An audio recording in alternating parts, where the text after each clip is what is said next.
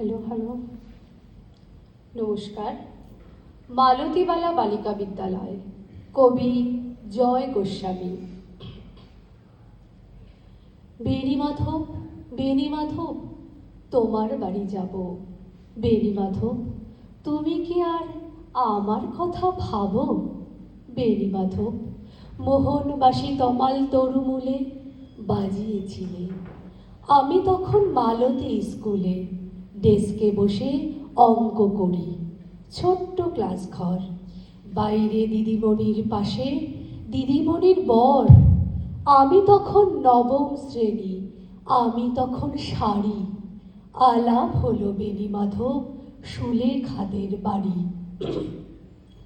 বেণীমাধব, বেণীমাধব, লেখাপড়ায় ভালো। শহর থেকে বেড়াতে এলে আমার রং কালো।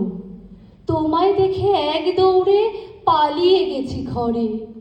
বেণীমাধব, আমার বাবা দোকানে কাজ করে। কুঞ্জে অলি গুঞ্জে তবু ফুটেছে মঞ্জরি।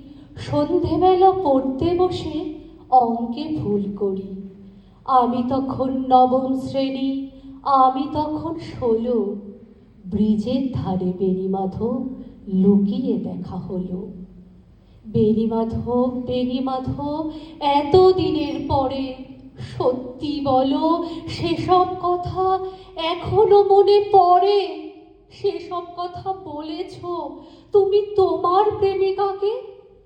আমি কেবল একটি দিন তোমার পাশে তাকে দেখেছিলাম, আলোর নিচে অপূর্ব সে আলো।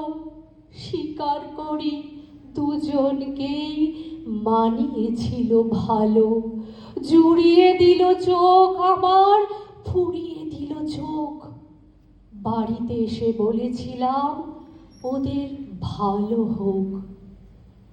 রাতে এখন ঘুমাতে যাই একতলার ঘরে। মেঝের উপর বিছানা পাতা, জ্যোৎস্নায় সে পড়ে। আমার পরে জীবন ছিল চোরা পথের বাঁকে মিলিয়ে গেছে। জানি না আজ কার সঙ্গে থাকে। আজ জুটেছে, কাল কি হবে? কালের ঘরে শনি। আমি এখন এই পাড়ায় সেলাই দিদিমণি। তবু আগুন বেণীমাধব, আগুন জ্বলে কই। কেমন হবে আমিও যদি নষ্ট মেয়ে হই? নমস্কার।